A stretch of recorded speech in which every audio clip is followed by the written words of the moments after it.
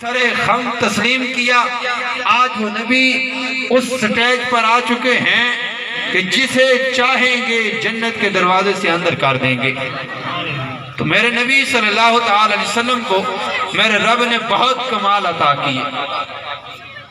نبی پاک صلی اللہ تعالی وسلم خود فرماتے ہیں، کہتے ہیں خرج منی نور، کہا میری والدہ سے میں نے ان الفاظ کو سنا ہے، کہا جب میری ولادت ہوئی میری والدہ فرماتی ہے کہ میرے جسم سے ایک نور جدا ہوا، اور پھر کہا ایک پیالہ لایا گیا، اس پیالے کے اندر جو پانی تھا کہا اس پانی کو میں نے پیا، اور اس کے بعد آج تک کہا اس جیسا پانی میں نے نہیں پیا، کہا جس کے اندر ہر مٹھاس ہر لذت موجود تھی، کہا پانی کی رنگت دودھ سے سفید تھی اور اس کی مٹھاس شہد سے زیادہ تھی۔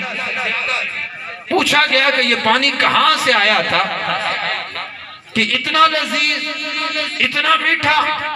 کہا کہ جب میں نے اس پانی کو پیا تو میرے جسم پر جو گھبراہٹ تھی کہا اس گھبراہٹ سے میں محفوظ ہو چکی تھی۔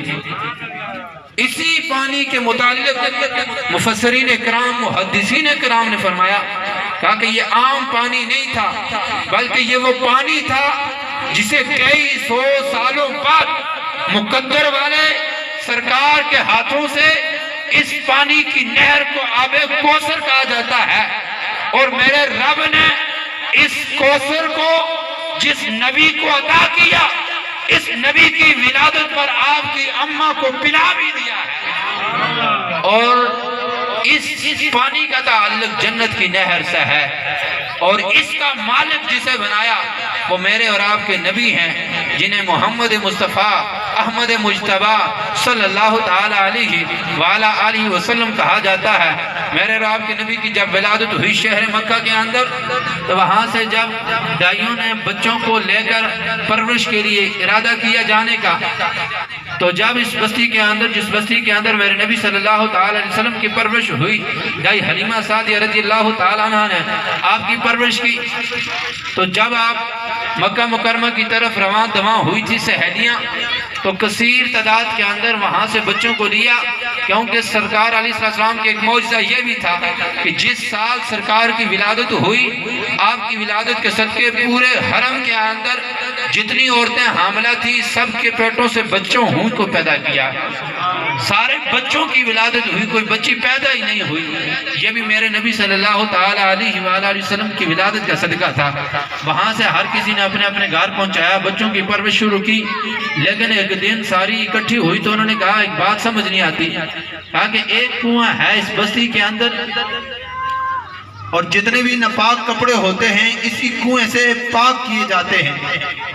کہا یہ دائی حلیمہ سعدیہ جس بچے کو لائی ہیں، کہا اس سے پہلے بھی یہ بچوں کو لاتی تھی، ان کی پرورش کرتی تھی، اور یہاں ہی ہمارے ساتھ بیٹھ کر ان کپڑوں کو پاک کیا کرتی تھی، لیکن اس دفعہ دائی حلیمہ سعدیہ بچہ تو لے کر آئی ہیں لیکن پتہ نہیں کس کنویں پر یہ طہارت کے لیے جاتی ہیں۔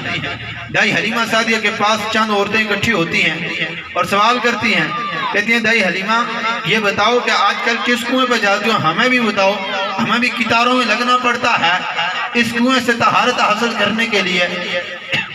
کہ کنواں ایک ہے افراد زیادہ ہیں۔ دائی حلیمہ سعدیہ نے کہا کہ آپ کا کیا ذہن ہے؟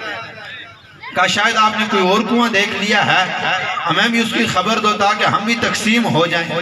دائی حلیمہ سعدیہ نے کہا کہ میری سہیلیوں میں نے کوئی کنواں نہیں دیکھا، کہا پہلے میں آپ کے ساتھ ہی اس کنویں پہ جاتی تھی، اب بھی جب مجھے ضرورت پڑے گی تو میں ایسے کنویں پہ جاؤں گی۔ کہا پھر کیا وجہ ہے؟ کہا بچے تم نے بھی لائے ہیں اور بچے ہم نے بھی لائے ہیں، لیکن وجہ یہ ہے کہ جس بچے کو میں لائی ہوں، کہا رب کعبہ کی قسم یہ پلیتوں کو پاک کرنے والا ہے، اور تم جسے لائی ہو وہ پاکوں کو پلیت کرنے والے ہیں۔ کہا یہ عام بچہ نہیں، کہا جب سے میرے گھر میں آیا میں نے چراغ بند کر دیا ہے، کہا رات کی تاریکی کے اندر جب مجھے اجالے کی ضرورت پڑتی ہے کہا میں والدہا کے مکھڑے کو اٹھا کر اس کمرے میں چلی جاتی ہوں۔ کہا بچے آپ کے بھی ہیں، بچے یہ بھی ہیں، ویسے نہیں مائیا آمنہ نے فرمایا خرج منی نور، کا مجھ سے ایک جدا ہونے والا نور تھا۔ آج بہت سارے لوگ کہتے ہیں کہ یہ سرکار ہم جیسے ہیں۔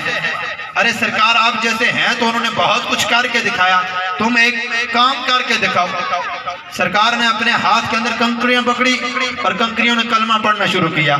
تمہارے جیسے ہیں تو پکڑو کنکریاں اور پڑھاؤ کلمہ، ہم مان جائیں گے کہ سرکار آپ جیسے ہیں۔ زمین پر کھڑے ہو کر اشارہ کیا، چاند کے ٹکڑے کیے، تم اشارہ کر کے چھت کے اوپر سے بلف کو ہلا کے رکھ دو، ہم مان جائیں گے کہ سرکار آپ جیسے ہیں۔ پھر حضرت جابر کے بچے جو شہید ہو چکے تھے، آپ کے اشاروں سے میرے رب نے ان بچوں کو زندہ کر دیا۔ اگر آپ جیسے ہیں تو آپ بھی کسی مردے کو زندہ کر کے دکھاؤ تاکہ ہمیں بھی پتہ چل جائے کہ آپ جیسے ہیں۔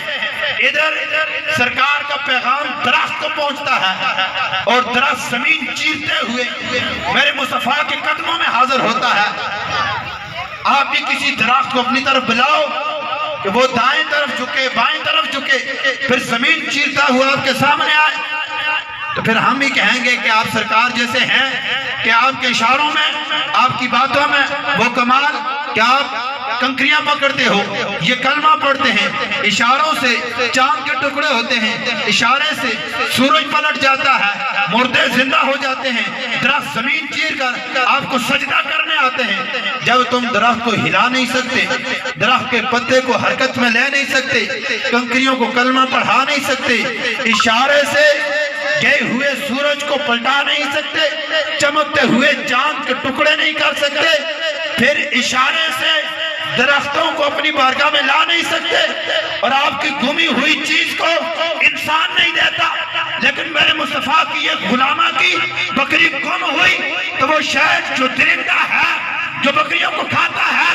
لیکن جب اسے خبر ملی کہ یہ عام بکری نہیں ہے، یہ اس مصطفیٰ کی غلامہ کی بکری ہے، تو شاید نے اپنے کندھوں پر بات کر قدم مصطفیٰ میں حاضر کر دی تھی۔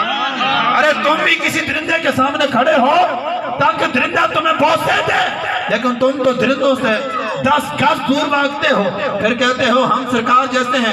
ارے تم پیدا ہوئے تو تمہاری ماں ناپاک ہو گئی تھی، لیکن جہاں میرے مصطفیٰ کی ولادت ہوئی تمہاری آمنہ فرماتی ہے کہ مجھ سے خون نہیں، مجھ سے نور نکلا تھا، کہ وہ نور تھا جس نور نے پورے حرم شریف کو معطر اور منور کر دیا تھا۔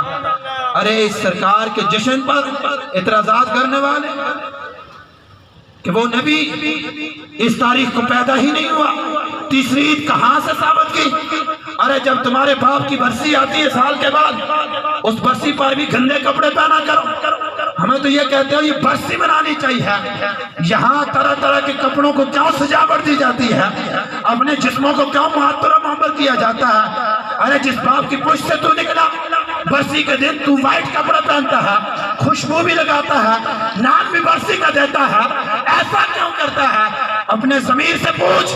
ہم نے تو اس سال کو برسی کا نام ہی نہیں دیا، ہم نے تو کہا سرکار آئے ہیں گئے نہیں، سرکار آئے ہیں گئے نہیں، صرف سرکار نے اپنا مقام تبدیل کر دیا ہے۔ پہلے مکہ مکرمہ میں آئے، پھر مدینہ منورہ کے کچھ عرصہ یہاں گزارا، کچھ وہاں گزارا، اب ہماری آنکھوں سے اوجھل ہو گئے اور اپنا مقام تبدیل کر دیا ہے۔ جہاں چاہتے ہیں، جس عاشق کے پاس چاہتے ہیں وہ چلے بھی جاتے ہیں اور اپنا پیغام بھی بھیج دیتے ہیں۔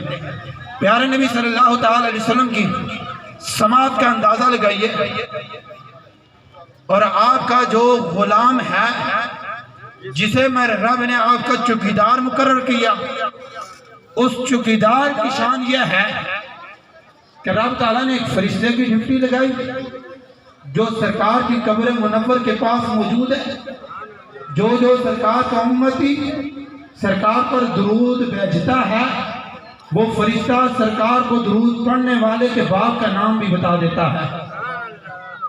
جن قدموں سے جس فرشتے کو نسبت ہوئی تو وہ اس قدر پہنچ گیا کہ چاہے پاکستان ہو، ہندوستان، عرب ہو، عجم ہو، شہر ہو، بستی ہو، دیہات ہو، کسی بھی خطے میں درود ادھر پڑتا ہے، فرشتہ نام اور باپ کا نام سرکار کی بارگاہ میں پہنچاتا ہے۔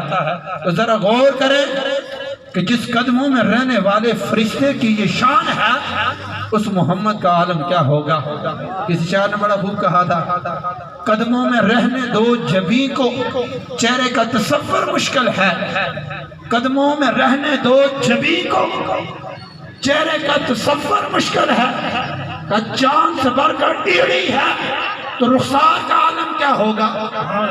کہا یہ جبین یہ چہرے کو قدموں میں ہی رہنے دو، چہرہ دیکھنا بہت مشکل بات ہے، کہ چاند سے زیادہ حسین تو یہ ایڑی ہے جس ایڑی پر یہ شخصیت کھڑی ہے۔ کہ پھر ان رخسار کا عالم کیا ہوگا، کہ ان کا تصور کرنا انہیں سمجھنا یہ بہت مشکل کام ہے۔ کہ میرے رب نے انہیں بڑا حسین و جمیل بنایا، کہ جو ایڑی زمین کے ساتھ مس ہوتی ہے اس کے اندر اتنا حسن ہے کہ چاند کو پیچھے چھوڑ کر چاند پر بھی یہ حسن غالب ہے۔ کہ پھر چہرے کے اندر پھر اس چہرے کے ساتھ جو رخسار لگے ہیں کہ ان کی تو شان ہی اپنی ہے، اس شان اس حسن کا مقام کوئی بیان نہیں کر سکتا۔ حضرت ابو ہریرہ رضی اللہ تعالیٰ عنہ سے پوچھا گیا کہ بتائیں آپ نے سرکار علیہ السلام کو دیکھا ہے کیسا؟ کہتے ہیں رب کعبہ کے قسم سرکار سے جیسا حسین نہ اس سے پہلے دیکھا ہے نہ یقین رکھتا ہوں اس کے بعد کوئی آئے گا۔ کہ ان جیسا حسین نہ میں نے درختوں میں دیکھا، نہ پتوں میں دیکھا، نہ پھولوں میں دیکھا، نہ باغوں میں دیکھا، نہ گلابوں میں دیکھا، نہ انسانوں میں دیکھا، نہ اس کے غیر میں دیکھا۔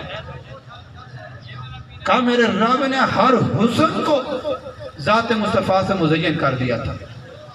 جس کے دل کے اندر جتنی محبت ہوتی، ابو طفیل دوسی، ابو جہل عتبہ شیبہ یہ سارے بدبخت اکٹھے ہوئے۔ اسی طرح بعض اوقات سرکار بعض نصیحت کرتے تھے، کچھ چاہنے والے آ جاتے تھے، کچھ بدبخت روکنا شروع کر دیتے تھے، جیسے آج بھی کئی آ رہے ہوں گے کہیں گے کدھر جا رہے ہو، یہ آج جناب شرک کر رہے ہیں، بدعت کر رہے ہیں، ان کو یہ بھی نہیں پتا شرک کی تعریف کیا ہے، بدعت کی تعریف کیا ہے۔ اس طرح کچھ بدبخت وہاں بھی تھے جو ان کے بھائی تھے جنہیں ابو جہل عتبہ شیبہ کہا جاتا تھا۔ اب یہ وہاں پر اکٹھے ہوئے، انہوں نے کہا کدھر کا ارادہ ہے؟ کہا آج ارادہ ہے ابو طفیل دوسی کو کہنے لگے، ابو طفیل دوسی کو کہنے لگے کہ آج یہ لوگ کہتے ہیں کہ جو در مصطفیٰ پہ جاتا ہے وہ بک جاتا ہے۔ کہا میں نے آج جانا ہے اور بکنا نہیں ہے۔ جو لوگ کہتے ہیں جو جاتا ہے وہ بک جاتا ہے، کہا آج میں جاؤں گا بکوں گا نہیں اور زمانے کو بتاؤں گا تم کہتے تھے اتنے حسین تھے، بدبخت جا کر کلمہ پڑھ دیتے تھے، کہا بدبخت جاؤں گا پلٹ کر بھی بدبخت آؤں گا۔ ابو طفیل دوسی کو ابو جہل نے کہا تم میرے دوست ہو، میرے سردار ہو، میرے قبیلے سے تعلق رکھنے والے ہو، ایک بات میری مان لو کہ تم نہ جاؤ، ہم نے بڑے بڑوں کو دیکھا ہے جنہوں نے دعویٰ کیا تھا کہ وہ جائے پہنچے اور بک گئے۔ کہا میں اسی بات کا رد کرنے آیا ہوں۔ ابو طفیل دوسی نے ابو جہل اور اپنے دوستوں کی بات نہ مانی۔ ان صاحب نے کہا پھر اتنا کرو جاتے ہوئے کہ تم جب جاؤ گے اپنے کانوں کے اندر روئی داخل کرو اور اپنی آنکھوں پر پٹی باندھو۔ کہا وہ کیوں؟ کہا وجہ یہ ہے کہ تاکہ تمہیں دکھائی بھی نہ دیں اور تمہیں سماعت بھی نہ پہنچے۔ کہا یہ دونوں کاموں سے بچ کر جانا۔ کہا اب تم ضدی کر بیٹھے ہو کہ میں نے جانا ہی جانا ہے، پھر یہ دو کام کر کے جانا۔